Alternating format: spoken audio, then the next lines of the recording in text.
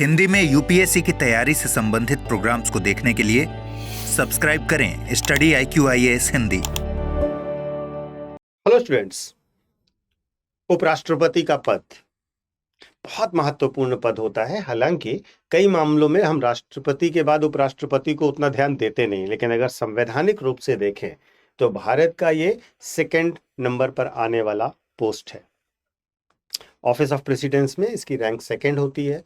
यह केवल संवैधानिक जिम्मेदारियों के लिए ही नहीं, ये लोकतांत्रिक व्यवस्थाओं का भी एक अहम स्तंभ होता है। आप जानते हैं, जो उपराष्ट्रपति होते हैं वे ex officio chairman of Rajya Sabha होते हैं, यानी कि राज्यसभा के पदेन सभापति होते हैं। और विधेयकों को कानून बनाने की प्रक्रिया में राज्यसभा की भूमिका, और स्पेशली साधारण विधेयकों की, बहुत महत्वपूर्ण हो जाती है। और वो उस स्थिति में जब गठबंधन की सरकारें हों और साथ ही साथ विपक्ष एकजुट होने का प्रयास कर रहा हो, तो सरकार के लिए राज्यसभा से बिल पास कराना सबसे मुश्किल काम होता है। और इस नजरिए से अगर देखा जाए तो उपराष्ट्रपति की पोजीशन बहुत क्रूसियल है। वास्तव में हुआ ये कि जुलाई 2025 में तत्कालीन उपराष्ट्रपति जगदीप धनखड़ साहब ने इस्तीफा दे दिया। ये पोस्ट खाली हो गई।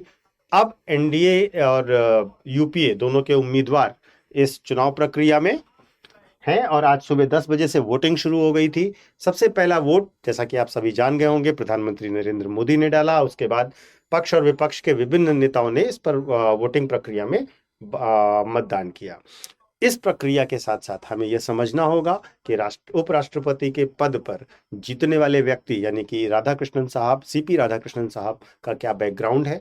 दूसरी चीज, ये चुनाव की प्रक्रिया कैसे होती है, उपराष्ट्रपति के चुनाव की प्रक्रिया और राष्ट्रपति के चुनाव की प्रक्रिया में क्या अंतर है, और इसके साथ साथ इनकी जीत का भारतीय राजनीति पर क्या असर पड़ेगा। इसके साथ यह भी जानना होगा कि उपराष्ट्रपति किस प्रकार की जिम्मेदारियों का निर्वहन करते हैं। तो इन सब बातों को जानने के लिए वीडियो को अंत तक देखिए। शुरू करते हैं। सबसे महत्वपूर्ण और शुरुआत की बात जो मैं हमेशा बताता हूं, मेरा Telegram channel UPSC mentor Pankaj sir, इसको ज्वाइन कर लीजिए। और इसको ज्वाइन करने के बाद आपको सारे वीडियोस के लिंक मेरे आपको इसी पर मिल जाएंगे। आपके डाउट्स, क्वेरीज, क्वेश्चंस जो भी यूपीएससी को लेकर हैं, आप मुझसे यहाँ पर पूछ सकते हैं, मुझसे बात कर सकते हैं। और अपनी तैयारी को, जरूरी नहीं है कि आप हमारे बैच के स्टूडेंट ही हों, आप कोई भी स्टूडेंट हैं जो आप तैयारी कर रहे हैं, आपको कॉम्पिटिशन में इश्यूज आ रहे हैं, कोई भी प्रकार की प्रॉब्लम आपकी पढ़ाई को लेकर हो रही है, आप मुझसे यहाँ पर संपर्क कर सकते हैं। तो चलते हैं, आगे बढ़ते हैं। सबसे पहले हम देखते हैं चुनाव प्रक्रिया कैसे होती है। तो देखिए, भारत में उपराष्ट्रपति के चुनाव में जो लोकसभा और राज्यसभा है, यानी कि संसद के जो दोनों सदन हैं, उसके सारे एमपीस वोट डालते हैं। और वोट डालने की प्रक्रिया गुप्त मतदान से होती है। यहां पर गुप्त मतदान का मतलब समझिएगा, यानी कि पॉलिटिकल पार्टीज यहां पर किसी भी प्रकार का जो व्हिप है वो जारी नहीं करेंगी, पहली चीज। दूसरी चीज, यहां पर डिफेक्शन की संभावना बन जाती है, यानी कि लोग क्रॉस वोटिंग भी कर सकते हैं। एक पार्टी के लोग दूसरे पार्टी के कैंडिडेट को भी वोट कर सकते हैं, तो डिफेक्शन की संभावना भी बढ़ जाती है। यह चुनाव जो होता है वो एकल संक्रमणीय मत प्रणाली पर आधारित होता है, सिंगल ट्रांसफरेबल वोट पर होता है, जिससे आनुपातिक प्रतिनिधित्व सुनिश्चित होता है। किसी भी उम्मीदवार को कुल वैध मतों का आधे से अधिक मत प्राप्त करके जीत हासिल करनी होती है। देखिए, होता यह है कि चुनाव के लिए एक न्यूनतम आवश्यक बहुमत चाहिए होता है। उस न्यूनतम आवश्यक बहुमत को प्राप्त किए बिना कोई भी कैंडिडेट चुनाव जीत नहीं कर सकता। और वो क्या होता है, वो होता है जितने भी कुल वैध मत पड़े हैं। आवश्यक बहुमत क्या होता है, जिस भी कैंडिडेट को आवश्यक बहुमत मिलेगा वही विजेता बनेगा। ठीक है, तो इसको करेंगे। इसके लिए एक फार्मूला होता है, कुल वैध मतों की संख्या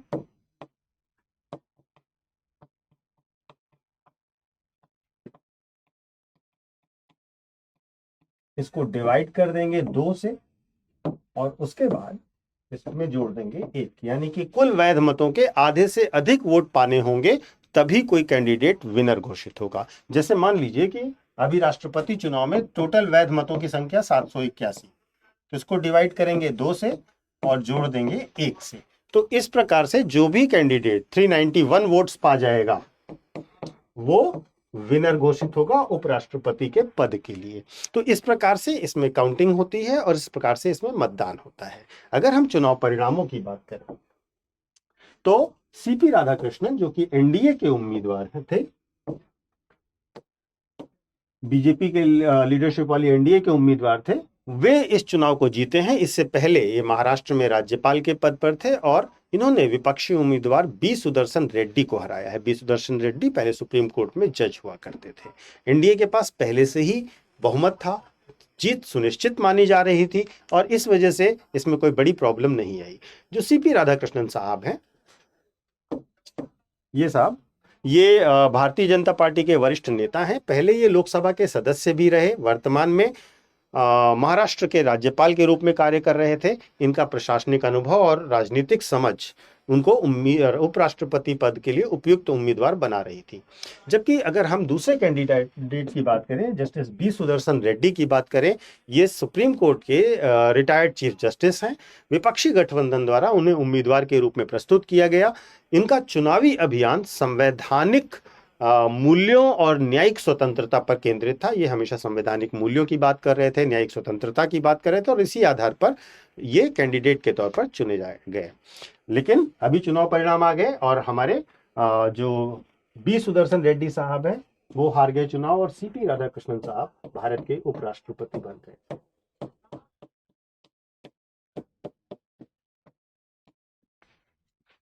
इसके साथ साथ अगर अब हम बात करें उपराष्ट्रपति की भूमिका की, तो उपराष्ट्रपति की भूमिका संवैधानिक होने के साथ साथ लोकतांत्रिक भी होती है, राजनीतिक भी होती है। तो सबसे पहले हम संवैधानिक भूमिका की बात करते हैं। तो उपराष्ट्रपति राज्यसभा के पदेन अध्यक्ष होते हैं, जो मैंने आपको सबसे पहले बताया, एक्स ऑफिशियो चेयरमैन होते हैं।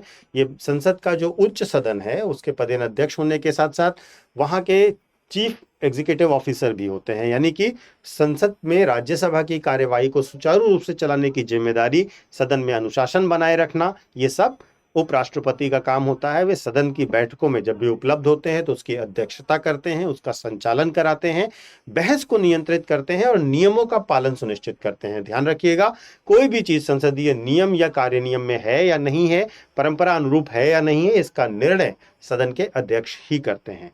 दूसरी महत्वपूर्ण संवैधानिक जिम्मेदारी इनके पास यह है कि जब भी कभी राष्ट्रपति साहब अनुपस्थित हों, यानी कि वो रिटायर हो गए हों, उनकी डेथ हो गई हो, उन्होंने रिजाइन कर दिया हो या उन्हें पद से हटा दिया गया हो, किसी भी परिस्थिति में जब उपराष्ट्रपति का पद खाली होगा, राष्ट्रपति का पद खाली होगा, तो उपराष्ट्रपति महोदय राष्ट्रपति का कार्यभार तुरंत संभाल लेंगे और ये तब तक राष्ट्रपति के पद पर बैठने रहेंगे जब तक कोई नया राष्ट्रपति नहीं आ जाता।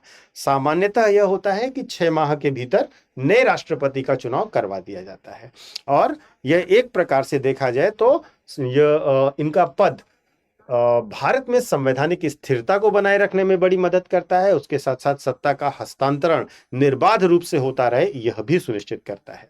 अगर राजनीतिक नजरिए से देखें तो राजनीतिक नजरिए से ये सदन में स्थिरता बनाए रखने के लिए बहुत महत्वपूर्ण रूप से जिम्मेदार होते हैं। इनकी भूमिका सदन में स्थिरता बनाए रखने में बहुत महत्वपूर्ण होती है, क्योंकि ये राज्यसभा के अध्यक्ष हैं। संसद की कार्यवाही और नीति निर्माण का एक बड़ा केंद्र है। वो बहुमत के प्राप्त जो पक्ष है और जो विपक्ष है उसके बीच में ये संतुलन बनाते हैं।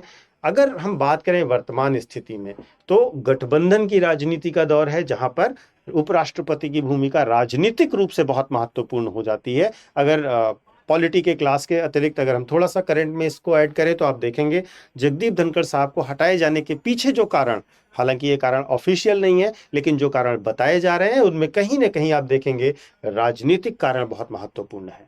हालांकि उपराष्ट्रपति जगदीप धनखड़ साहब ने अपने स्वास्थ्य कारणों का हवाला देते हुए रिजाइन किया था, लेकिन जो बातें लोग कह रहे हैं, जो बातें मीडिया में आ रही हैं, जो बातें न्यूज में आ रही हैं, उनसे कहीं ना कहीं लग रहा है कि कुछ राजनीतिक कारण थे जिनके कारण धनखड़ साहब को इस्तीफा देना पड़ा। तो ये बहुत बड़ी राजनीतिक और इस तरीके के राजनीतिक परिप्रेक्ष्य में बहुत ही क्रूशियल भूमिका निभाते हैं।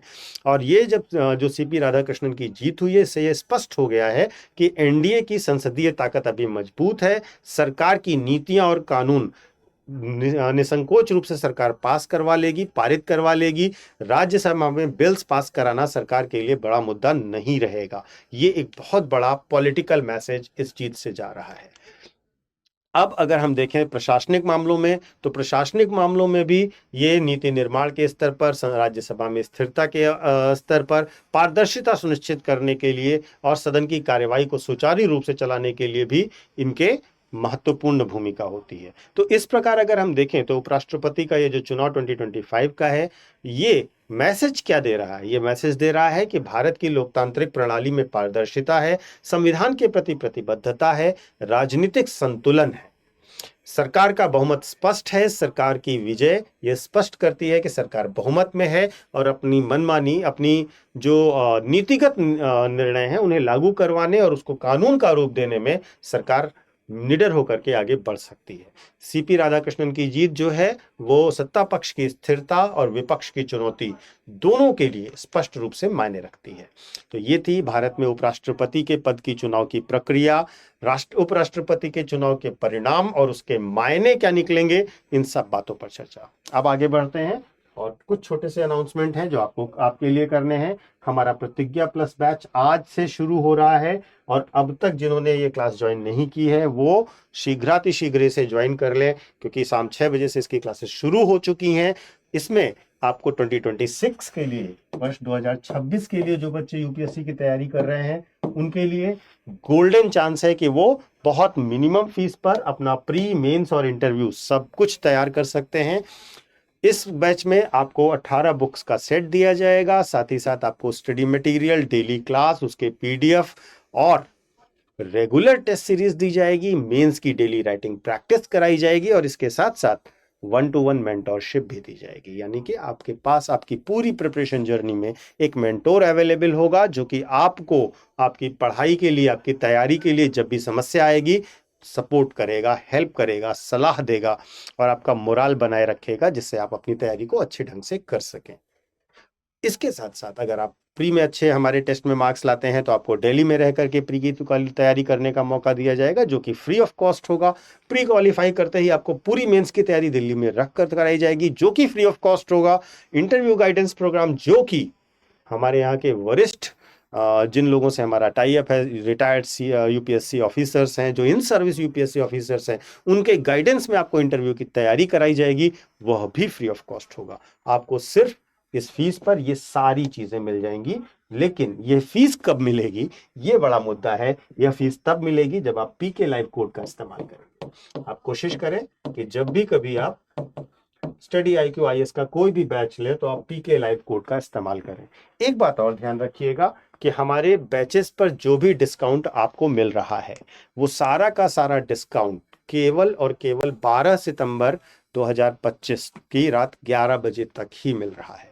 25 सितंबर के बाद हमारी फीस बढ़ जाएगी और आपको हर एक कोर्स की फीस पर कम से कम 5 से 12 हजार रुपए तक का अंतर मिलेगा और आप ये पैसा बचा सकते हैं अगर आप 12 सितंबर से पहले एडमिशन लेते हैं। ये बहुत इंपॉर्टेंट डेडलाइन है उन बच्चों के लिए जो 2026 के लिए, 2026 के लिए, 2027 के लिए या 2028 के लिए यूपीएससी की तैयारी करना चाहते हैं, किसी ऑप्शनल सब्जेक्ट की तैयारी करना चाहते हैं, किसी राज्य के पीसीएस की, जैसे यूपी के, बिहार के किसी भी राज्य के पीसीएस की तैयारी करना चाहते हैं, या जुडिशरी से संबंधित किसी भी कोर्स की तैयारी करना चाहते हैं, उन सब के लिए बहुत इंपॉर्टेंट डेडलाइन है। आपको 12 सितंबर से पहले एडमिशन लेना है और ध्यान रखना है कि आप जो भी कोर्स लें, हर कोर्स में ये कोड इस्तेमाल होगा, पीके लाइव, और इस कोड का इस्तेमाल करते ही आपको बहुत ही बड़ा डिस्काउंट मिल जाएगा। लेकिन ये डिस्काउंट आपको 12 सितंबर तक ही मिलेगा।